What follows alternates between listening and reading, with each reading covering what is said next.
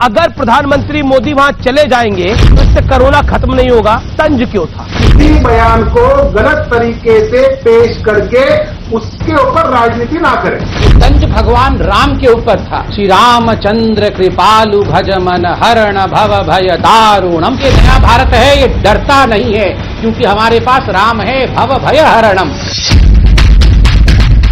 बिल्कुल गलत बात आप कर रहे हैं। सेक्युलरिज्म से ही ये देश रहेगा, जान में रखिए। सेक्युलरिज्म का चश्मा सुनिए, हमारा चलाना बंद करिए, देश बर्बाद हो जाएगा इस चक्कर में एक दिन। आप देख रहे हैं ये देश है हमारा, अमीश देवगन के साथ। नमस्कार, मैं हूं अमीश देवगन और आप देख रहे हैं देश की सबसे बड़ी बहस हो ये सोही जो राम रचीला का, यानी होता वही है जो प्रभु श्री राम ने रच दिया है। 5 अगस्त 2020 को मंदिर निर्माण शुरू होना था, तो राम की रचना ऐसी थी कि 100 साल पुराना ये मामला सुप्रीम कोर्ट में पूरी मर्यादा के साथ रामलला जीतते हैं और मर्यादा पुरुषोत्तम भगवान प्रभु श्री राम का मंदिर 5 अगस्त को शुरू होता है। 5 अगस्त 2020 को भारत के इतिहास का नया अध्याय जुड़ जाएगा, क्योंकि 3 दशक पहले लाल कृष्ण आडवाणी, डॉक्टर मुरली मनोहर जोशी, उमा भारती, कल्याण सिंह समेत पूरे देश और दुनिया के तमाम राम भक्तों ने अयोध्या में भव्य राम मंदिर की जो साधना शुरू की थी उसकी शुभ घड़ी आ चुकी है। 5 अगस्त 2020 को भूमि पूजन होगा और मंदिर आंदोलन के सारथी रहे मौजूदा प्रधानमंत्री नरेंद्र मोदी खुद भूमि पूजन में हिस्सा बनेंगे। पीएम बनने के बाद यह पहली बार होगा जब मोदी श्री राम जन्मभूमि जाएंगे और इसी दिन मंदिर का बुगुल भी फूंका जाएगा। और जरा याद कीजिए, पिछले साल यानी 2019 में इसी 5 अगस्त को कश्मीर से आर्टिकल 370 पैसे से उखाड़ फेंक दिया गया था। और इस बार 5 अगस्त को सावन के महीने की पूर्णिमा है, यानी ये बेहद पावन दिन माना जाता है। लेकिन अयोध्या में भूमि पूजन से पहले सियासी संग्राम छिड़ गया है। शरद पवार कह रहे हैं कि मोदी का अयोध्या जाना ज्यादा जरूरी है या कोरोना से देश को बचाना। उमा भारती ने तो शरद पवार को रामद्रोही तक कह दिया है। तो दूसरी तरफ कांग्रेस कह रही है, हुसैन दलवाई कह रहे हैं कि मोदी के अयोध्या जाने से सेकुलरिज्म खतरे में पड़ जाएगा। सवाल यह है कि कोर्ट के आदेश से जो मंदिर बन रहा है उसे लेकर इतनी हाय तौबा क्यों मची है? आज इसी पर होगी देश की सबसे बड़ी बहस। मोदी अयोध्या चले, विरोधियों के दिल जले।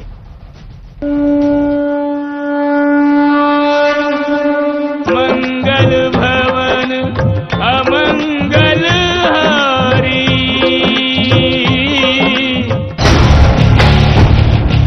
जय श्री राम। जय जय श्री राम।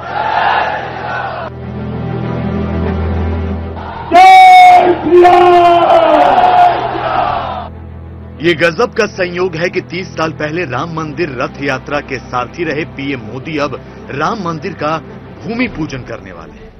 5 अगस्त की तारीख तय हो गई है, लेकिन जिस दिन का इंतजार दुनिया का हर राम भक्त कर रहा था, जिस मंदिर के इंतजार में दशकों तक आंदोलन चला, जिस राम मंदिर के भूमि पूजन पर इतिहास बनने जा रहा है, क्योंकि भारत के इतिहास में पहली बार कोई प्रधानमंत्री राम जन्मभूमि जा रहा है, उसे लेकर देश में सियासी जंग छिड़ गई। शरद पवार पूछ रहे हैं कि क्या पीएम मोदी के अयोध्या जाने से कोरोना दूर हो जाएगा? काही लोकांना असं वाटत असेल की मंदिर बांधून कदाचित कोरोना जाईल आणि त्या भावनेने कदाचित त्यांनी हा कार्यक्रम घेतला असावा, मला माहिती नाही, नाही मला माहिती, पण आमच्या दृष्टीने हमारा कोरोना हे संकट महत्वाचं वाटतं। 2 घंटे के लिए प्रधानमंत्री वहां पहुंच जाएंगे, इतना ही हो रहा है ना बस, तो उसमें ऐसी कौन सी अर्थव्यवस्था बिगड़ जाएगी? 2 घंटे भगवान राम के नाम पे दे देंगे। मैं मानती हूं कि शरद पवार का यह बयान रामद्रोही है। कांग्रेस को लग रहा है कि सेक्युलरिज्म खतरे में आ जाएगा। सोमनाथ के मंदिर का उद्घाटन करने के लिए पंडित जवाहरलाल नेहरू जी गए नहीं थे, क्योंकि उनका कहना था कि मैं एक सेक्युलर स्टेट का प्रमुख हूं। लेकिन आजकल ये सब बातें बदल गई हैं। प्रधानमंत्री खुद तय करेंगे जाना कि नहीं जाना। मशहूर जिनके दम से है दुनिया में नामे हिंद, है राम के वजूद पे हिंदुस्तान को नाज। ये बात हम नहीं कह रहे हैं, ये बात जो है वो दशकों पहले अल्लामा इकबाल ने। इस बात को अगर कुछ लोग नहीं समझते, न समझने की कोशिश करते हैं। सूत्रों का दावा है कि भूमि पूजन कार्यक्रम के लिए महाराष्ट्र के मुख्यमंत्री उद्धव ठाकरे और बिहार के सीएम नीतीश कुमार को भी न्योता भेजा जाएगा। अयोध्या में जाने के लिए निमंत्रण की जरूरत नहीं पड़ती। राम मंदिर के निर्माण में जो बाधाएं थी, वो रास्ता साफ करने का काम शिवसेना ने किया है। प्रधानमंत्री इस देश की छवि को, इस देश के सेक्युलरिज्म को नुकसान पहुंचा रहे हैं, सिर्फ अपना राजनीतिक फायदा उठाने के लिए। सूत्रों का यह भी दावा है कि अयोध्या में भूमि पूजन के लिए आरएसएस प्रमुख मोहन भागवत, लाल कृष्ण आडवाणी, मुरली मनोहर जोशी, उमा भारती, विनय कटियार, साध्वी ऋतंभरा समेत करीब 50 वीआईपीज को भी न्योता भेजा जा रहा है। लेकिन आज सबसे बड़ा सवाल यह है कि आखिर अयोध्या में पीएम मोदी के भूमि पूजन से देश का सेकुलरिज्म खतरे में कैसे पड़ जाएगा। इसी पर होगी सबसे बड़ी बहस। और अब विश्लेषण राम नाम पर सेकुलर ज्ञान का विश्लेषण, सेकुलर चाल का विश्लेषण। बड़ा सेकुलर ज्ञान दिया जा रहा है कि मोदी के अयोध्या दौरे पर कांग्रेस को फिर सेकुलरिज्म याद आया। यह पुराना राग है कि राम मंदिर अगर बनेगा तो सेकुलरिज्म ताक पे चला जाएगा। मैं बढ़ता हूं आगे। खुद नरेंद्र मोदी राम मंदिर के आंदोलन के सारथी माने जाते हैं। लाल कृष्ण आडवाणी, याद करिए वो दौर। आप में से तो कई लोग बहुत छोटे होंगे, मैं भी बहुत छोटा रहा हूंगा तब राम मंदिर का यह आंदोलन शुरू हुआ था, 1992-91 का वो दौर। खुद नरेंद्र मोदी सारथी रहे हैं। सोमनाथ मंदिर के उद्घाटन में नेहरू गए, ना उनकी कैबिनेट से कोई गया। पंडित नेहरू की तरफ से ना कोई गया, ना पंडित नेहरू खुद जाने के पक्ष में थे। मैं बढ़ता हूं आगे। हुसैन दिलवाई साहब ने जिनको कोट करा, पूर्व राष्ट्रपति डॉक्टर राजेंद्र प्रसाद ने सोमनाथ मंदिर का उद्घाटन किया था। सरदार वल्लभ भाई पटेल इस मंदिर के निर्माता माने जाते हैं। मैं बढ़ता हूं आगे। पंडित नेहरू ने डॉक्टर राजेंद्र प्रसाद को भी सोमनाथ मंदिर उद्घाटन से रोका था, जो तथ्य बताते हैं उस समय का, यानी ये आर्काइव्स में दफन है बात। मैं बढ़ता हूं आगे। इफ्तार देना धर्मनिरपेक्षता है तो मंदिर का कार्यक्रम सांप्रदायिक क्यों है? प्रधानमंत्री निवास में इफ्तार होता था, रूलिंग पार्टी की पार्टी दफ्तरों में इफ्तार होता था, मुख्यमंत्रियों के घरों पे इफ्तार होता था। अगर वो सेकुलरिज्म की दुहाई था तो राम मंदिर जो ईस्ट है हिंदुस्तान के, उनका मंदिर अगर बनता है तो देश का प्रधानमंत्री जाएगा तो वो सेकुलरिज्म के साथ खिलवाड़ हो जाएगा। सोचिए, आज मैं बड़े सारे फैक्ट्स को इकट्ठा करके लेकर आया हूं। देश में सेकुलरिज्म को कब तक सिलेक्टिव चश्मे से देखा जाता रहेगा? मैं यहीं से इस डिबेट को ओपन करता हूं और मेरे साथ कई मेहमान हैं इस चर्चा में। मेरे साथ डॉक्टर संबित पात्रा, भारतीय जनता पार्टी के प्रवक्ता जुड़ रहे हैं। मेरे साथ हुसैन दलवाई हैं, member of parliament Congress party के। मेरे साथ स्वामी दीपांकर हैं, उनका अभिनंदन है। मेरे साथ महेश तपासे हैं जो कि एनसीपी के प्रवक्ता हैं। मेरे साथ इसके साथ साथ असीम वकार भी जुड़ेंगे, उनका भी अभिनंदन है। मैं सबसे पहले आप ही का रुख करता हूं महेश तपासे, और बिल्कुल साफ गोई से आपसे 40 सेकंड में जानना चाहता हूं कि अगर प्रधानमंत्री मोदी वहां चले जाएंगे तो इससे कोरोना खत्म नहीं होगा। पवार साहब का इशारा क्या था, यह तंज क्यों था? देखिए, सबसे पहले तो अमित जी समझिए कि पवार साहब के बयान को बहुत ही गलत तरीके से प्रस्तुत करके उसके ऊपर राजनीति का गंदा षड्यंत्र पूरे देश में किया जा रहा है। पवार साहब ने कोई राम मंदिर की खुद से बात नहीं की। उनकी पत्रकार परिषद खत्म होते होते एक पत्रकार ने पूछा 5 तारीख को वहां पे भूमि पूजन का कार्यक्रम है, बोले उसके बारे में मुझे जानकारी नहीं है, उनको राम मंदिर बनाना है, वहां पे कोरोना से मेरी लड़ाई कोरोना से महाराष्ट्र में, मैं कोरोना के खिलाफ में अपनी रणनीति कर रहा हूं। 1 सेकंड का या 5 सेकंड का रुकिए। शरद पवार ने क्या बोला मैं आपको सुनाता हूं, दोबारा आपको सुनाना पड़ेगा। एक सेकंड महेश तपासे, ना महेश भाई आपने बोला कि उनकी बात को तोड़ मरोड़ कर पेश किया गया। इस देश के सभी चैनल, सभी अखबार, सभी वेबसाइट तोड़ मरोड़ के पेश कर रही है। आप सही हैं, पवार साहब सही हैं। पवार साहब का बयान बहुत ही स्पष्ट है। उन्होंने क्या स्पष्ट है पवार साहब का बयान? के साथ है, पवार साहब ने बोला कि मंदिर बनाने से कोरोना खत्म हो जाएगा। क्या पवार साहब ने तंज किया? इसे तंज कहते हैं। और पत्रकार परिषद के अंदर सवाल तो लाखों पूछे जाते हैं सर। कोरोना को मुक्त करेंगे, ये पवार साहब का बयान था। एक पत्रकार ने 5 तरीके कार्यक्रम के बारे में उनको जानकारी दी, जिसकी जानकारी भी हमें नहीं थी। तो उस बयान को आउट ऑफ कॉन्टेक्स्ट तो बोल देते, मुझे पता नहीं है, मैं इसके बारे में क्या बोलूं? रामद्रोही बताना, राम मंदिर के विरोध में बताना। उमा भारती बीजेपी ने बोला रामद्रोही है शरद पवार। राजनीति है। लेकिन इंटरेस्टिंग है, उसी सेना के साथ सरकार चला रहे हैं जो राम मंदिर के पक्ष में रही है। ओके, अब मैं ठीक है, अब मैंने आपको 1-1.25 मिनट दिया। आपके ऑडियो में भी दिक्कत आ रही है महेश तपा से, आप उस ऑडियो को भी रेक्टिफाई करिए, क्योंकि आप स्काइप के थ्रू हैं, हम इसको ठीक भी करते हैं। संबित पात्रा, राम द्रोही हो गए शरद पवार उमा भारती की बयान से। वो कह रहे हैं कि उनके बयान को तोड़ मरोड़ के पेश कर दिया गया और अब आप अपना खेल खेल रहे हैं, बीजेपी अपना खेल खेल रही है। देखिए अमीश भाई, पहले तो मैं श्री राम को याद करूंगा और उसके बाद राजनीति के विषय में चर्चा करेंगे। श्री रामचंद्र कृपालु भज मन हरण भव भय दारुणम नव कंज लोचन कंज मुख कर कंज पद गंजारुणम कंदर्प अगणित अमित छवि नव नील नीरद सुंदरम पटपीट मानहु तड़ित रुचि सुचि नौमि जनक सुतावरम भज दीन बंधु दिनेश दानव दैत्य वंश निकंदनम। बंधुगण, मैं इतना कहना चाहता हूं, देखिए ये आज का दिन बड़ा पावन दिन है। 5 तारीख को प्रधानमंत्री नरेंद्र मोदी अयोध्या जाएंगे। 500 वर्षों से जिसके लिए प्रत्येक भारतीय अपेक्षा कर रहा था, प्रत्येक भारतीय रुका हुआ था, वह काम पूर्ण होगा, वह काम आरंभ होगा। गगनचुंबी मंदिर का निर्माण होगा भगवान राम का। यह कोई साधारण विषय नहीं है, यह अपने आप में इतिहास हम रचने वाले हैं 500 वर्षों तक। और अभी जो मैंने मंत्र आपको कहा, मैंने क्या कहा? मैंने कहा भव भय हरणम। देखिए हम इनसे डरते नहीं हैं। ये जो तथाकथित सेक्युलरिस्ट लोग मेरे बगल में बैठे, मैं इनका सम्मान करता हूं, चाहे वो हुसैन दलवाई हो, चाहे वो शरद पवार हो, हम इनका सम्मान करते हैं। मगर याद रखिए, ये नया भारत है, ये डरता नहीं है, क्योंकि हमारे पास राम है, भव भय हरणम। और अंत का जो लाइन था, वो लाइन क्या था? दानव दैत्य वंश निकंदनम। अरे दानव दैत्य वंश, उसको समाप्त करने वाले भगवान राम थे। ये तो हमारे भाई हैं, ये तो हमारे मनुष्य भाई हैं, ये तो सेक्युलरिस्ट भाई हैं, ये तो लिबरलिस्ट भाई हैं, ये तो तथाकथित स्यूडो लिबरल्स हैं, ये तो इस्लामिस्ट, इस्लाम नहीं कह रहा हूं, इस्लामिस्ट हैं, ये तो खान मार्केट गैंग वाले हैं, ये तो वो लुटियंस जोन वाले हैं। राम जी इनका भी ठीक करेंगे, इनके ऊपर भी कृपा करेंगे, इनसे हम घबराते नहीं है। आपने मेरे सवाल संबित, आप क्योंकि रामचरितमानस की चौपाई पढ़ रहे थे, तो मैंने आपको नहीं टोका और पढ़नी भी चाहिए। मैं आपसे यह जानना चाहता हूं, रामद्रोही क्यों है शरद पवार? उमा भारती ने बयान क्यों दिया? इसका औचित्य क्या है? देखिए, मैं अभी एनसीपी के प्रवक्ता को सुन रहा था।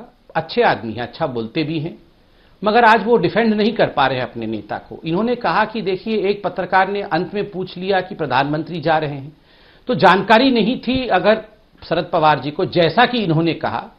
मैं भी प्रेस कॉन्फ्रेंस करता हूं, आप भी करते होंगे, यहां एनसीपी के जो प्रवक्ता बैठे, जानकारी नहीं होती है तो 2 टूक कहना होता है, मुझे जानकारी नहीं है, जानकारी लेकर बोलूंगा। जानकारी नहीं थी, मगर आपने कहा कि भगवान राम के मंदिर को वहां पर अगर शिलान्यास करने के लिए जाते हैं तो उससे कोरोना चला जाएगा क्या? ये क्या विषय था? ये तंज था। तंज किस पे तंज था? ये तंज भगवान राम के ऊपर था। ये तंज था कि भगवान राम क्या कर लेंगे, कोरोना के लिए हमें तो हॉस्पिटल बनाना पड़ेगा, कोरोना के लिए हमें तो वेंटिलेटर की आवश्यकता है, भगवान राम क्या कर लेंगे? एक सेकंड, मैं आदर पूर्वक यहां जितने भी लोग बैठे हैं उनको कहना चाहूंगा, देखिए ये आस्था का विषय है। मैं कल को, शरद पवार जी 2000 वर्ष की उनकी जीवन हो, वो 2000 वर्ष तक जिए, मगर जिस दिन मैं जाऊंगा अमीश भाई संसार छोड़ के, जिस दिन आप जाएंगे ये संसार छोड़ के, चाहे कोरोना के कारण हो या किसी भी कारण से, एक बात याद रखिएगा, राम नाम सत्य है। इसी धुन के साथ जाते हैं। आस्था अलग होता है, मेडिकल ट्रीटमेंट अलग होती है, दोनों को मिला करके राम पे तंज कसना राम द्रोही नहीं तो क्या? ठीक है। महेश तपासे ने भी आपको आराम से सुना, आप भी आराम से सुनेगा। महेश तपासे, क्योंकि आप बोल रहे थे, मैं बयान कोट कर देता हूं पवार साहब का। हमें यह फैसला करना होगा क्या जरूरी है, शरद पवार साहब कह रहे हैं कोरोना को खत्म करने के लिए सरकार को काम करना चाहिए। कुछ लोग सोचते हैं राम मंदिर बनाने से कोरोना खत्म हो जाएगा। फिलहाल सरकार लॉकडाउन से अर्थव्यवस्था को हुए नुकसान पर ध्यान दे। उनका क्लियर कहना था ये राम मंदिर पर ध्यान ना दे, बाकी सब चीजों पर ध्यान दे। आप कह रहे हैं उन्हें पता नहीं था। शरद पवार साहब मजे हुए खिलाड़ी हैं। मैं मौजूदा परिस्थिति में शरद पवार को बहुत बड़ा पॉलिटिकल प्रोधा मानता हूं, बहुत बड़ा पॉलिटिकल पंडित मानता हूं। वो सिर्फ एनसीपी के नेता नहीं है, इस देश में विपक्ष के छत्रप हैं, जो उन्होंने महाराष्ट्र में कर दिखाया। और आप कह रहे हैं कि वो एक पत्रकार के सवाल पे उलझ गए। शरद पवार तो अच्छे अच्छों को उलझा दे, कोई पत्रकार ये बात नहीं कहता। मैं आपको बोलूं, अगर मैं भी कल को शरद पवार साहब का इंटरव्यू करूंगा तो वो मुझे भी उलझाने की शक्ति रखते हैं, क्योंकि उनका कद उतना बड़ा है। और वी ऑल रिस्पेक्ट पवार साहब, लेकिन आप कह रहे हैं उन्हें पता नहीं था। बिना पता हुए पवार साहब इतनी बड़ी बात बोलेंगे? अमित जी और संबित जी दोनों को मैं कहूँ ना, उस पत्रकार ने ये नहीं पूछा कि देश के प्रधानमंत्री जा रहे हैं। अभी तक प्रधानमंत्री जी का दौरा नियोजित भी नहीं हुआ, तो उस समय की बात है कि उन्होंने किसी प्रकार से प्रधानमंत्री जाने वाले हैं ये सवाल ही पवार साहब को पूछा नहीं। वहां पे इस प्रकार का शिलान्यास होने की शक्यता है, पॉसिबिलिटी है 5 तारीख को। तो उसके ऊपर पवार साहब ने कहा कि वो अपना काम करके अपने कोरोना की लड़ाई लड़े, हम अपना काम करें। और जो संबित पात्रा ने हम सभी सेक्युलरिस्ट लोगों के बारे में जो कुछ कहा है, हम भी अपनी आस्था में प्रभु श्री राम को मानते हैं। मानने वालों में से आप इस प्रकार से जो भी अपनी मीठी वाणी में हमारे बारे में कह रहे थे, उस चीज का हम बिल्कुल ग्रहण करते हैं। भगवान आपको बहुत लंबी आयु दे, इसकी भी मैं प्रभु श्री राम के पास प्रार्थना करता हूं। लेकिन मैं आपसे नम्रता से हाथ जोड़ के विनंती करता हूं कि किसी बयान को गलत तरीके से पेश करके उसके ऊपर राजनीति ना करें। बस मेरी इतनी विनती है आपसे। आप जिस प्रकार से सारा दिन आज भारतीय जनता पार्टी के, पहले तो मराठी में उन्होंने क्या कहा समझिए, आपके भी लोग हैं, आपके भी लोग प्रतिनिधि जिला परिषद के और नगर पालिका के वहां पे लोग थे, उनसे जरा जानकारी लीजिए ना कि पवार साहब ने क्या बोला। उस पत्रकार को पूछिए कि क्या उसने ऐसा पूछा कि देश के प्रधानमंत्री पवार साहब को पता नहीं था सवाल क्या था, इसलिए जवाब उन्होंने ये दे दिया। ठीक है, महेश से बात से आप कह रहे हैं कि ओके संबित 30 सेकंड, देन मैं हुसैन दलवाई साहब के पास आता हूं, मेंबर ऑफ पार्लियामेंट कांग्रेस। देखिए, बुरा मत मानिएगा, पवार साहब कोई साधारण राजनेता नहीं है। हिंदुस्तान की राजनीति में आज के डेट में अगर कोई बहुत मंझा हुआ राजनीतिक खिलाड़ी है तो उनका नाम शरद पवार है। मगर आज की जो ये टिप्पणी पवार साहब की रही है, मुझे माफ करिएगा कहने के लिए, ये संजय रावत वाली टिप्पणी पवार साहब के मुंह से निकल गई है। इस प्रकार की शेरो शायरी करना, इस प्रकार से एक लाइन में तंज कसने की कोशिश करना, ये रावत साहब का काम है, संजय रावत जी का। ये पवार साहब का विषय नहीं, इनको शोभा नहीं देता है। पवार साहब को अगर जानकारी नहीं थी तो बोलते बिल्कुल जानकारी नहीं है, और अगर जानकारी थी कि अगर कोई पत्रकार जानकारी दे रहा था कि 5 तारीख को शिलान्यास होना था तो कहना था कि मैं इसका स्वागत करता हूं, खत्म हो जाता विषय। यह कहने की आवश्यकता क्या थी कि अगर शिलान्यास हो जाएगा 5 तारीख को तो क्या कोरोना दूर हो जाएगा। ये जो कोरोना से राम को जोड़ने की कोशिश की गई है, कहीं ना कहीं यह आस्था के ऊपर चोट है। मैं कहता हूं क्या ये यही उसके ऊपर दिग्विजय सिंह ने बोला, उसके बाद दिग्विजय सिंह ने बोला कि कहीं ना कहीं पवार साहब ने सही कहा है, अगर नरेंद्र मोदी और अमित शाह पवार साहब के दिखाए हुए रास्ते से चलते तो भारत का यह हाल ना होता। तब में 10 सेकंड में दिग्विजय सिंह पर रिएक्शन का नाम ही दिग्विजय जी का तो नाम ही केवल दिग्विजय है। उनका जहां तक चहुदिग दिशा है वहां पराजय ही पराजय है, केवल नाम दिग्विजय है। देखिए, उसी राह पे चलते हुए सोनिया गांधी कांग्रेस को कहां तक ले गई, यही सोनिया गांधी है जिन्होंने कहा था Ram does not exist, Ram does not exist. Hussain Dalwai, Ram का कोई मूल्य नहीं है। जी। आप बताइए आज कांग्रेस का क्या हाल है। हुसैन दलवाई साहब, आपने तो बोला कि पंडित नेहरू नहीं गए थे। पंडित नेहरू ने तो राजेंद्र प्रसाद को भी जाने से मना करा था जब सोमनाथ के मंदिर का उद्घाटन होना था। क्या आपको लगता है कि पंडित नेहरू को फॉलो करना चाहिए प्रधानमंत्री मोदी को? क्यों? श्री रामचंद्र जी सूर्यवंशी क्षत्रिय राजा थे, मर्यादा पुरुष थे, सारा देश उनको मानता है, वो सारे देश के थे, हिंदू मुस्लिम सब मानते हैं। अल्लामा इकबाल साहब ने इमाम हिंद उनको कहा था। और ये बात ध्यान में रखिए कि सुप्रीम कोर्ट ने ये विवाद खत्म किया है, अभी इसके ऊपर विवाद नहीं, अभी मंदिर बनेगा, मंदिर बनने में कोई दिक्कत नहीं, किसका विरोध नहीं। मैं क्या बोला, अमित जी जरा ध्यान में रखिए, मैं कहां भी ये नहीं बोला कि प्रधानमंत्री ने नहीं जाना चाहिए। मैंने खाली ये कहा कि जब सोमनाथ मंदिर बन रहा था, उसका उद्घाटन हो रहा था, तो नेहरू जी को बुलाया गया, तो नेहरू जी बोले मैं एक सेक्युलर स्टेट का मुख्य हूं और वहां मेरा जाना ठीक नहीं। राजेंद्र प्रसाद जी को भी उन्होंने अच्छा, एक बात बताइए, नेहरू जी का आपने सही बात, एक जगह हुसैन दलवाई साहब रुकिए सर, रुकिए, गाड़ी ऐसे मत आगे बढ़ाइए। ना दलवाई साहब, सवाल तो सुनिए, मैंने आपको सुना ना। आपने बोला कि नेहरू जी का यह कहना था कि सेकुलर स्टेट है, इसलिए मेरा सोमनाथ मंदिर का उद्घाटन करने पर जाना ठीक नहीं है। लेकिन एक बात बताइए, जब इफ्तार की पार्टी करते थे तब सेकुलर स्टेट नहीं था भारत?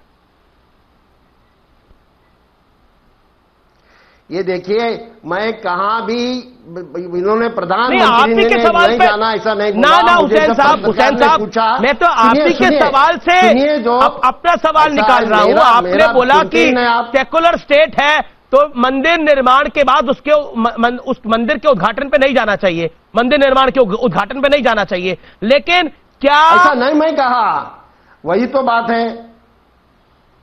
नहीं, आप मुझे बताइए, मैं तो आपसे सवाल पूछ रहा हूं। पंडित नेहरू जो इफ्तार पार्टी करते थे वो सेकुलरिज्म था? बताइए ना। सुनिए जरा, मैंने ये जो तमाम मुख्यमंत्रियों के घरों पर इफ्तार होती थी वो सेकुलरिज्म था?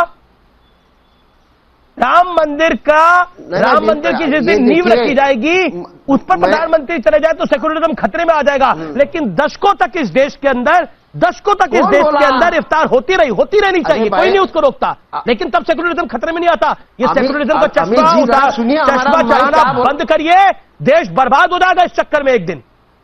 सेकुलरिज्म दोनों तरफ का रखिए ना। हाँ, श्री राम के मंदिर पर प्रधानमंत्री जाए तो सवाल किस बात का? बिल्कुल गलत बात कर रहे हैं, बिल्कुल गलत बात आप कर रहे हैं। सेकुलरिज्म से ही ये देश रहेगा, ध्यान में रखिए।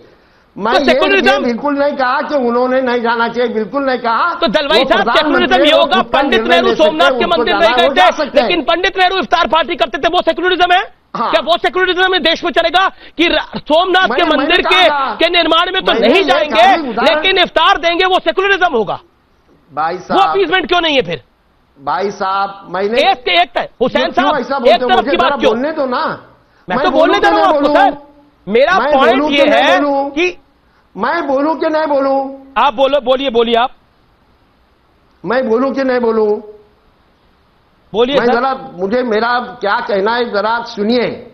मैं ये कहता नहीं, मैं तो राम को मानने वाला हूं। राम इस देश के सारे लोग मानते हैं, राम पूरी दुनिया मानती है राम को। तो ये सवाल ही पैदा नहीं होता जानबूझ के। और राम राज्य की बात तो महात्मा गांधी ने की, जिनका इन लोगों ने खून किया। उन्होंने राम राज्य की बात की। वो राम राज्य ये मंदिर बनने के बाद आने वाला है क्या, ये भी सवाल मैं उठाता हूं। ये ध्यान में रखिए। ऐसा भव भय हरण, और सबका भय भव हरण होना चाहिए। भव भय हरण सबका होना चाहिए, किसको भी भय इस देश में नहीं रहना चाहिए। भाई किसको हो रहा है? जो गुजरात हुआ, भाई किसको हो रहा है? दिल्ली हुआ, आपका ये लिंचिंग, घरवासी, ये सब बंद होगा क्या, ये सवाल है। ये राम मंदिर में कैसे सब पूछा गया? दिल्ली हुआ, दिल्ली के दंगे मैं ऑब्जेक्ट करता हूं एक सेकंड। ये होगा क्या? ये लोगों को आश्वासित करते हैं क्या कि इसके बाद इस देश में इस तरह का फसाद होगा नहीं, सब साथ में रहेंगे। राम राज्य सही माने में जो गांधी जी के दिमाग में था, वो राम राज्य पैदा होगा। वो राम राज्य तैयार, नया भारत, राम राज्य, राम मंदिर के निर्माण को आपने सब दंगों के साथ जोड़ दिया देश भर की। जवाब संबित पात्रा बीजेपी प्रवक्ता, जवाब। बड़ा ही आश्चर्य का। नहीं, ये तो शरद पवार जी से और 4 कदम आगे चले गए। शरद पवार जी राम मंदिर को कोरोना से जोड़ रहे थे, ये कह रहे बताओ राम मंदिर बन जाएगा तो क्या गुजरात के दंगे जो हुए थे वैसे दंगे भविष्य में नहीं होंगे? राम मंदिर बन जाएगा तो क्या लिंचिंग बंद हो जाएगा? राम मंदिर बन जाएगा तो दिल्ली में जो दंगे हुए थे वो दंगे नहीं हुए थे। किसने किए थे ये दंगे? किसने किए थे? नहीं, हुसैन, सुनिए, ध्यान से सुनिए, हुसैन दलवाई साहब, दंगे किसने किए थे? ये दिल्ली में शाहीन बाग में बैठ के किसने आपके बीच में ये टीवी पे दंगे करना बंद किया जाए। एक सेकंड दलवाई साहब, टीवी पे कम से कम हम दंगे ना करें, आराम से एक दूसरे को सुन ले। मैं आपका सम्मान करता हूं, आप भी मेरा सम्मान करें और सुने मेरे उत्तर को। आपने कहा राम मंदिर बनने से क्या लिंचिंग बंद हो जाएगा, दिल्ली में दंगे और गुजरात के दंगे बंद हो जाएंगे? मैं आपसे पूछता हूं, किसने कराए थे दिल्ली के दंगे? ये जो दंगे हुए थे दिल्ली के अंदर, किसने मारा था? अंकित जो पुलिस और आईबी डिपार्टमेंट का इंस्पेक्टर था, किसने मारा था उसे? कौन लोग थे जिन्होंने दंगे को भड़काया था? शाहीन बाग में कौन लोग बैठ के कह रहे थे इस देश के 1000 टुकड़े होने चाहिए थे? तो क्या मस्जिद बंद हो जाने चाहिए? तो क्या मस्जिद नहीं जाते हैं ये लोग? मस्जिदों से ये दंगों का कॉल किया जाता है? आप बताइए। मैं आपको आज बिल्कुल दिल की बात बताता हूं, कश्मीर में मस्जिदों के अंदर से कॉल दी गई है। यहां कोई कश्मीरी पंडित मौजूद नहीं है, मगर उनसे पूछिए, वो अपनी व्यथा बताएंगे। मस्जिदों के अंदर से बोला गया था कि अपनी बहू बेटियों को यहीं छोड़ दो और जिंदा बचना है तो उनको छोड़ करके तुम चले जाओ, या तो कन्वर्ट हो जाओ, नहीं तो मार दिए जाओगे। 4.5 लाख लोगों को विस्थापित किया गया, मस्जिदों में से ऐलान किया गया। और अभी 2 हफ्ते पहले मस्जिद के अंदर से फायरिंग हुई और एक दादा मारा गया। 3.5 साल का उसका पोता अपने मृत दादा के ऊपर बैठा हुआ था। यह तस्वीर पूरे हिंदुस्तान ने देखा है। तो क्या मस्जिद बंद कर दिए जाएं? आपको मंदिर ही क्यों दिखते हैं? आप मुझे एक उदाहरण दीजिए जहां मंदिर से कहा गया हो। हुसैन दलवाई, मैं आज नाराज हूं। मैं हुसैन दलवाई को इस बात पे क्षमा मांगनी चाहिए। मंदिर को आतंकवाद से जोड़ के देखना, मंदिर को दंगों से जोड़ के देखना, यह न्याय है, धर्म है। आपको सुना दलवाई साहब को, सुनिए, इत्मीनान से सुनिए आप। दलवाई साहब, आपने क्योंकि बहुत बड़ी बात बोली कि दंगों को आपने श्री राम मंदिर के साथ जोड़ दिया। आपने बोला अगर श्री राम मंदिर बनेगा तो दंगे खत्म हो जाएंगे। हुसैन दलवाई, सम्मित जी, मेरा अभी शांति से जरा सुनिए। राम राज्य की बात महात्मा गांधी ने की थी। वो महात्मा गांधी को मानने वाले हम लोग हैं। वहां कश्मीर में जो हुआ उसका समर्थन मैं नहीं करता। पंडितों को मारा गया, उसका समर्थन मैं करने का सवाल नहीं आता। यहां फसाद करने का, फसाद के वातावरण निर्माण किसने किया आपको बहुत अच्छी तरह से मालूम है। आपने कहा आप सब, खास करके कांग्रेसी जो है, क्योंकि आपको कांग्रेस रिप्रेजेंट कर रहे हैं आप, तो यहां पर आप सब राम राज्य पे विश्वास करते हैं। देखिए, आज मैं बिल्कुल नो होल्ड बार्ड्स, मतलब आज मैं बिल्कुल मिन्स नहीं करूंगा अपने शब्दों को, यथास्थिति रखने वाला हूं। आप लोग राम राज्य पे विश्वास नहीं करते हैं, क्षमा करिएगा, आप लोग रोम राज्य पे विश्वास करते हैं, रोम राज्य पे। क्योंकि आपकी अध्यक्षा के होते हुए सुप्रीम कोर्ट में एफिडेविट दिया गया कि राम काल्पनिक है, राम का कोई वास्तविकता नहीं है, एक काल्पनिक परिस्थिति थी, एक इतिहास का मात्र, इसमें कोई तिल नहीं है सच्चाई का, ये केवल और केवल एक कल्पना का विषय है। राम डज नॉट एग्जिस्ट, ये एफिडेविट आप लोगों ने दिया था। आप आज कहते हैं कि हमें गांधी जी के पथ पे चलना पड़ेगा, रघुपति राघव राजा राम। नेहरू क्या करते थे? नेहरू ने स्पष्टता के साथ कहा, by education I am an European, by culture and tradition I am a Muslim, accidentally by birth I am a Hindu. मैं तो हिंदू जो हूं वो एक्सीडेंटली हूं। नेहरू क्या समझेंगे? सोमनाथ क्या है? नेहरू क्या समझेंगे? एक सेकंड सुनिए दलवाई साहब, मैं शांति से सुना था, मुझे कंप्लीट करने दिया जाए। आप डिस्कवरी ऑफ इंडिया पढ़िए, मुझे कंप्लीट करने दिया जाए। डिस्कवरी ऑफ इंडिया पढ़िए, हुसैन दलवाई कह रहे हैं आप थोड़ा पढ़ाई लिखाई करिए। डिस्कवरी ऑफ इंडिया पढ़िए, ये बोला है हुसैन दलवाई। पहले ये राहुल गांधी को डिस्कवर करे, उसके बाद डिस्कवरी ऑफ इंडिया में पढ़ूंगा, मगर मुझे पहले कंप्लीट करने दिया जाए। एक सेकंड रुक जाइए, एक सेकंड रुक जाइए। बिल्कुल भगवान है, करते रहते हैं ये। नहीं, ये भगवान है, भगवान के विरुद्ध में बोल दिया मैंने, नेहरू जी के विरुद्ध में बोल के। अरे सुन, अरे दलवाई साहब सुनिए एक बात बिल्कुल कान खोल के सुन लीजिए, और मैं सबके लिए कह रहा हूं ये बात। भगवान राम के खिलाफ बोल ले तो वाह, बहुत बढ़िया डिबेट डिस्कशन होगा। गांधी परिवार और नेहरू जी के खिलाफ बोल देंगे तो आपको आग लग जाएगी, पूरी उछलेंगे आप सीट पे। क्यों? एक सवाल भगवान मेरे पास आया कि एक सवाल नहीं मुझे कंप्लीट करने दिया जाए। अपीजमेंट का संबित, मेरे पास ट्विटर पर एक सवाल आया कि आप लोग भी अपीजमेंट करते हैं, आप लोग इफ्तार नहीं करते लेकिन आप मंदिर निर्माण में चले जाते हैं। मैं इसका जवाब लूंगा, आप जवाब तैयार करके रखिए, मैं इसका जवाब लूंगा। लेकिन मेरे साथ 2 पैनलिस्ट हैं जो बोल रही है, 3 पैनलिस्ट हैं। 5 सेकंड में मुझे कंप्लीट करने का मौका दिया जाए। संबित आपको मैंने मौका दिया, कंप्लीट कर रहा था। मैं मंत्र पढ़ूंगा, आपको सुनना पड़ेगा। रघुनंद आनंद कंद कौशल चंद्र दशरथ नंदन तिर मुकुट कुंडल तिलक चारु उदारु अंग विभूषणम अजानुभुज सर चापधर संग्राम जित खर दूषणम इति वदति तुलसीदास शंकर शेष मुनि मनरंजनम।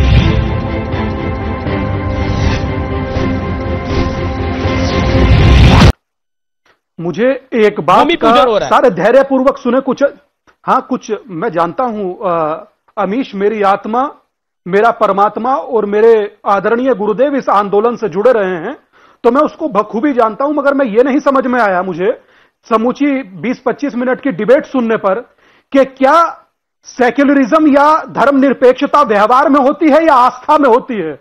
मेरे ये यक्ष प्रश्न है, आप लोग जवाब दीजिएगा अगर जो देने में सक्षम हो।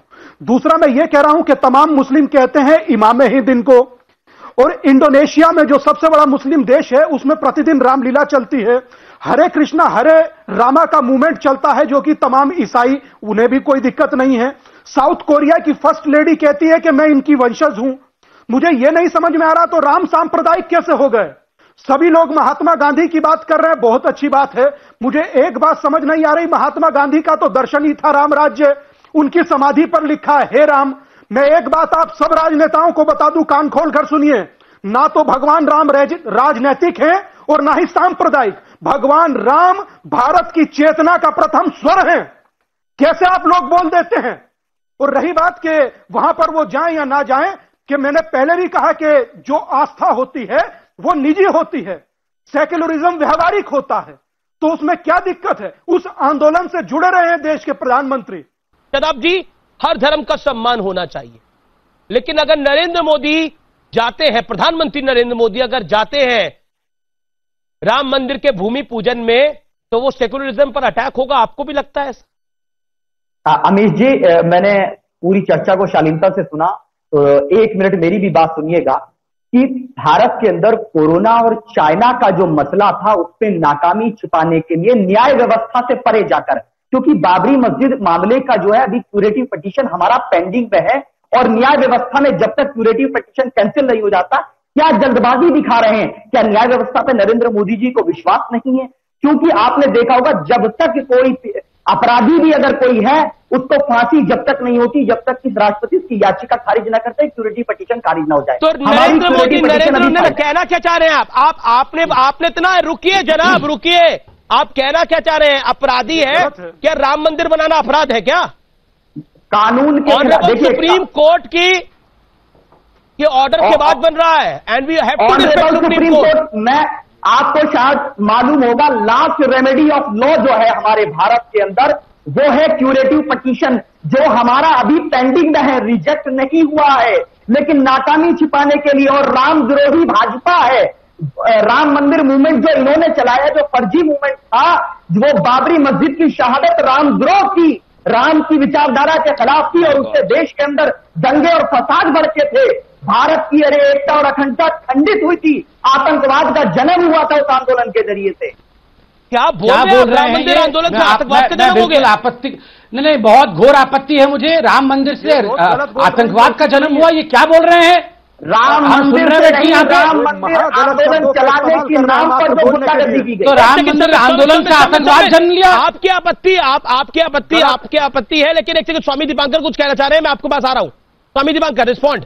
मैं ये कह रहा हूं कि इनका अर्थ यह है कि राम मंदिर बनने से दंगे भड़क रहे हैं। इससे पहले दलवाई साहब कह रहे थे, अब शादाब कह रहे हैं। मैं कहने का इनका अभिप्राय नहीं समझ पा रहा हूं, और जितना समझ पा रहा हूं उससे मुझे लगता है कि शादाब भाई या तो कंफ्यूज्ड हैं या पूरी डिबेट को कंफ्यूज कर रहे हैं। जब सुप्रीम कोर्ट ने कह दिया कि इतने समय के अंतराल में आपको मंदिर का निर्माण करना है, तिथि सुनिश्चित करनी है, तो सारी तिथि सुप्रीम कोर्ट की आज्ञा अनुसार सुनिश्चित हुई है, तो क्या आप कंटेम्प्ट ऑफ कोर्ट कर रहे हैं?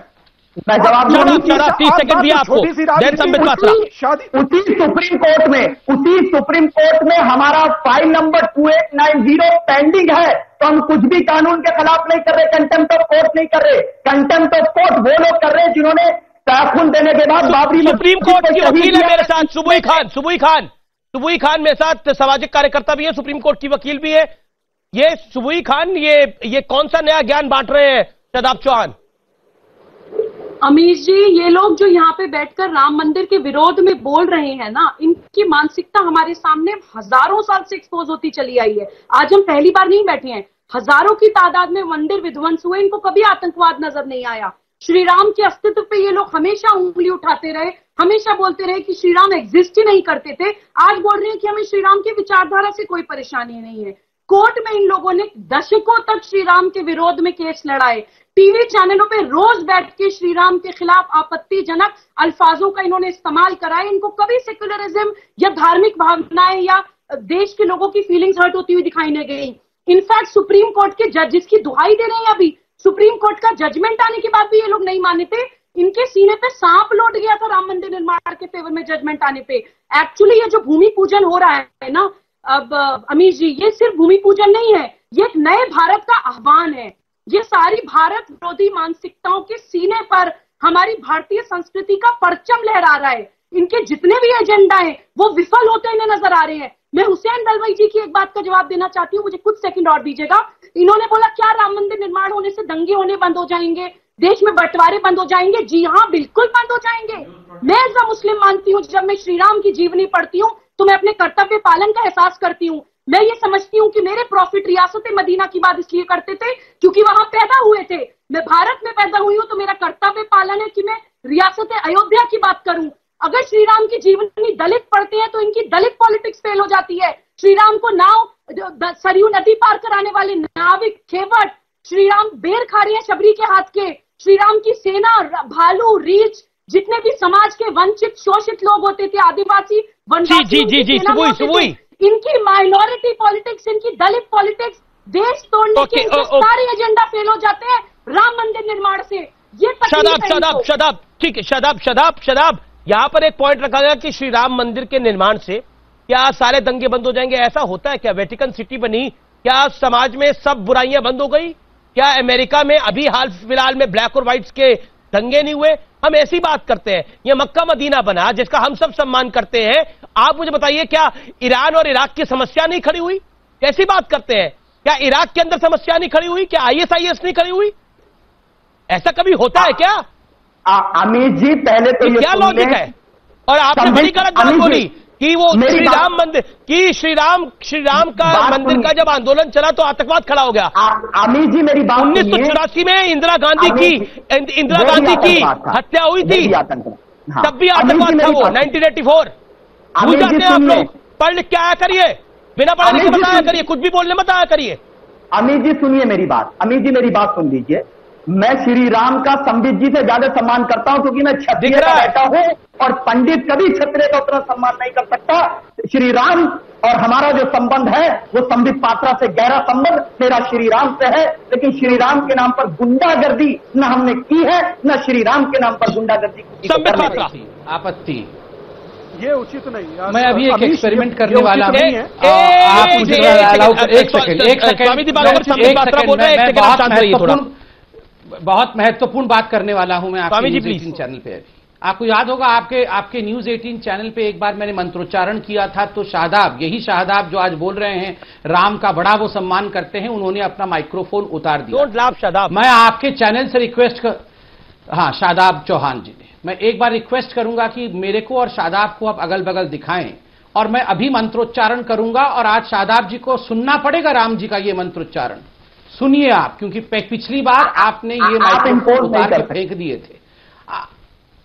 देखते हैं कितनी गंगा जमुनी तहजीब है, ये देखा जाएगा। अभी टेस्टिंग होगा। मैं मंत्र पढ़ूंगा, आपको सुनना पड़ेगा। रघुनंद आनंद कंद कौशल चंद दशरथ नंदनम सिर मुकुट कुंडल तिलक चारु उदारु अंग विभूषणम अजानुभुज सर चापधर संग्राम जित खर दूषणम इति वदति तुलसीदास शंकर शेष मुनि मनरंजनम मम हृदय कुंज निवासी कुरु कामादि खलदल गंजनम। सुना या निकाल दिया? आज अमीश भाई मैं देख नहीं पाया। संबित जी, अगर आज ये जो लोग हैं ना, मेरे पूर्वज आज सुना ना मंत्र, क्षत्रिय श्री राम की बात जो आपने कही उस पर मान लेती है क्षत्रिय। बहुत बढ़िया, आज आप क्षत्रिय बन गए हैं, मैं यही चाहता था। बहुत बढ़िया है।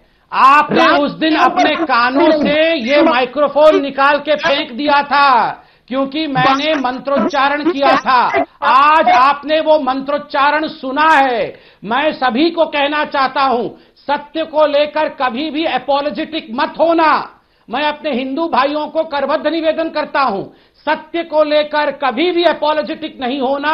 हिंदू का ना कभी आतंकवादी था, हिंदू का आंदोलन ना कभी कोई आतंकवाद का आंदोलन था। हिंदुओं के आंदोलनों से कभी भी आतंकवाद ने जन्म नहीं लिया है। ऐसे कभी भी इन विषयों पे अपोलोजेटिक नहीं होना है, बिल्कुल अपोलोजेटिक नहीं होना है। हमेशा दृढ़ता के साथ खड़ा होना है। किसी भी धर्म के लिए नहीं बोला सीधा, आपने बोला हिंदुत्व भारत में आतंकवाद फैलाने की फैक्ट्री है। नहीं, आपने बहुत गलत बात बोली। ऐसा किसी के लिए नहीं आप बोल सकते। ठेस पहुंच सकती है लोगों को, जैसे आपको ठेस पहुंच सकती है अगर आपके बारे में कुछ बोला जाए। किसी के धर्म के बारे में गलत नहीं बोलना चाहिए। मजहब नहीं सिखाता आपस में बैर करना, ये तो हमें पता है, लेकिन ये भी समझना चाहिए कि मजहब नहीं सिखाता किसी और के मजहब का अपमान करना। हिंदुत्व आतंकवाद की फैक्ट्री है, ये बोलेंगे आप? माफी मांगे अपने बयान पर। मैं सबका सम्मान करता हूं। तो सबका सम्मान करते हो तो वापस लीजिए अपने शब्दों को और बोलिए मैं माफी मांगता हूं कि मैंने बोला हिंदुत्व आतंकवाद की फैक्ट्री है। हिंदुत्व का विरोधी हूं और रहूंगा, क्योंकि चला रहा है। मैं राम का विरोधी नहीं हूं। राम के नाम पे आप रहिए विरोधी, कुछ नहीं होता है आपके विरोधी रहने से। अभी तो आप ये आप कहना गलत है ना, राम के नाम पर आतंक मचाने वाले। आपका राम के नाम पर आतंक मचाने वाले। Mind your language Shadab Chauhan. Amit ji मैं सत्य के साथ अमीश भाई ये बहुत आपत्ति नहीं अमीश भाई मैं इसमें घोर आपत्ति करता हूं। नहीं मैं घोर आपत्ति नहीं अमीश भाई देखिए, ये व्यक्ति बार बार एक डिबेट में मैंने इस व्यक्ति को सुना था कि जो भी भगवाधारी होता है और जो साधु संत होते हैं वो गुंडे होते हैं, इस व्यक्ति ने कहा था। एक बार इसने मंत्रोच्चारण करने पर अपने माइक्रोफोन को निकालकर, अपने ईयरफोन को निकालकर फेंक दिया था कि मुझे सुनना नहीं है हिंदू मंत्रोच्चारण। और आज ये कह रहा है कि हिंदुत्व जो है ये आतंकवाद की फैक्ट्री है। अरे इस जैसे दोगलो लोगों से हम नहीं डरते हैं। हम कानून के रास्ते चलने वाले लोग हैं और हिंदू धर्म के खिलाफ आप लोगों ने जो प्रोपेगेंडा किया हुआ था ना, मैं कहता हूं कि नया भारत है, गर्व से कहो। नहीं, एक बात सुन लीजिए। आज का प्रत्येक व्यक्ति हिंदू धर्म का जो हिंदुस्तान में है, इस नए भारत में कहता है गर्व से कहो मैं हिंदू हूं। मैं गर्व से कहता हूं मैं हिंदू हूं। मैं बिल्कुल अपोलोजेटिक नहीं हूं। मैंने किसी का अमंगल नहीं सोचा है। सर्वे भवन्ति सुखिनः सर्वे सन्तु निरामया। सब लोग सुखी हो, सबके ऊपर प्रभु की कृपा रहे। ये हमेशा मेरा निवेदन है ये जो गाया है, ये मैं क्यों घबराऊं? मेरा निवेदन है ये शो हिंदू मुस्लिम नहीं है। ये पॉलिटिक्स जो राम मंदिर के ऊपर हो रही है, प्रधानमंत्री की यात्रा पे हो रही है, उस विषय पर यह शो है। तो कृपा करके उस टॉपिक पर है। शादाब चौहान उसको डिरेल करने की कोशिश ना करें। पहले आपको बताते हैं, जैसे हमारा वादा था कि हम राम मंदिर का लेटेस्ट मॉडल आपको दिखाएंगे। जरूर देखिए ये मॉडल। पहली बार किसी चैनल पर ये मॉडल आपके सामने है। ऐसा दिखेगा श्री राम प्रभु का मंदिर, जिसमें 5 गुंबद होंगे। आप देख सकते हैं वो 5 दिखाई दे रहे हैं। भव्य राम मंदिर की तस्वीर देखिए। पहली बार श्री राम मंदिर के आप दर्शन कर रहे हैं। हालांकि ये अब जल्द रियलिटी होगा। 5 अगस्त को भूमि पूजन होगा और उसके बाद मंदिर निर्माण का कार्य शुरू हो जाएगा। लेकिन इस बहस के बीच में एक बड़ी घटना हुई है। वो बड़ी घटना यह है कि नगमा मोरारजी, जो कि कांग्रेस पार्टी की नेता हैं, उनकी लोकसभा टिकट पर चुनाव लड़ चुकी हैं, उन्होंने संबित पात्रा के लिए एक ट्वीट किया है। और वो ट्वीट क्या है मैं आपको पढ़ के बता देता हूं। मैं एग्जैक्टली कोट कर रहा हूं what Nagma wrote on her Twitter. Nagma Morarji ने लिखा कि न्यूज 18 की डिबेट में संबित पात्रा नौटंकी puts of moon tika, half moon tika on Ramji's debate on corona. He should be putting a corona symbol on a corona debate. Too much Hindutva drama. Corona पर कोई जवाब नहीं तो नाकामी छुपाने के लिए राम जी का मूर्त निकलवा के मोदी जी एससी का निर्णय है, सब मानते हैं। ये एग्जैक्टली उन्होंने लिखा है कोरोना की नाकामी को छुपाने के लिए। संबित पात्रा।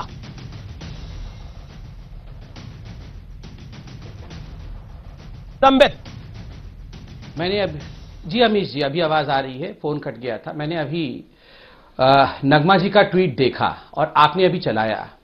मैं आपको बता दूं पहले कि मैं टीका क्यों लगाया हुआ हूं। मैंने टीका इसलिए लगाया हुआ हूं कि आपके शो से ठीक पहले पुरी के गोवर्धन मठ के शंकराचार्य परम पूजनीय निश्चलानंद सरस्वती जी के साथ हमारा वर्चुअल मीटिंग था। वो मेरे गुरु हैं, परम पूज्य गुरु हैं, और उनके सामने हमेशा मैं टीका और तिलक लगा के जाता हूं। श्रावण मास भी चल रहा है। कांग्रेस की आज मनस्थिति ये हो गई है, मेरे टीका को कोरोना सिंबल के साथ कंपेयर किया जा रहा है। क्या टीका लगाने का भी अधिकार नहीं है हिंदुओं को? क्या मैं एक टीका लगा नहीं सकता हूं? टीका लगाना पाप है? चौहान नहीं, टीका नहीं, आप सबकी आवाज बंद करिए। ये बहुत ही दुखद विषय है। ये लोग गंगा जमुनी विषय पर बात करने वाले, ये हुसैन दलवाई, ये शादाब और ये नगमा, ये हिंदुओं के टीका के ऊपर मजाक करेंगे। वो कह रहे हैं कि आप राम की डिबेट में आए हैं, इसीलिए टीका लगा कर आए हैं। आधे चंद्र का हजार डिबेटों में आया हूं, टीका लगाता नहीं हूं। गुरुजी के साथ था, टीका लगाया हूं और 1000 बार टीका लगाऊंगा। जब मैंने ये ट्वीट देखा तो मैंने अपने भाई से कहा कि टीका ला के दो मुझे, मैं आज भरे डिबेट में सबके बीच में टीका लगाऊंगा, बहुत बड़ा सा टीका लगाऊंगा, तिलक लगाऊंगा, शिवजी का भस्म भी लगाऊंगा।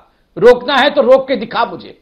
और किसी भी हिंदू को इसके लिए टीका और भस्म लगाने के लिए, इनका एक प्रवक्ता गौरव वल्लभ है, इसने कहा था कि त्रिपुंड लगा करके, टीका लगा करके मोदी जी और बीजेपी वाले दूसरे धर्म वालों को डराते हैं, उनको डराते हैं, देश में डर का माहौल बनाते हैं। ध्यान से सुन लो, त्रिपुंड लगाना, टीका लगाना, इस विषय को लेकर राजनीति करने की आवश्यकता नहीं है। और नगमा जी आपको आप मेरी बहन जैसी हैं। नहीं, एक सेकंड, मैं नगमा को बोल रहा हूं, नगमा जी आप मेरी बहन जैसी है, तुरंत इस ट्वीट को डाउन करिए। निष्कर्ष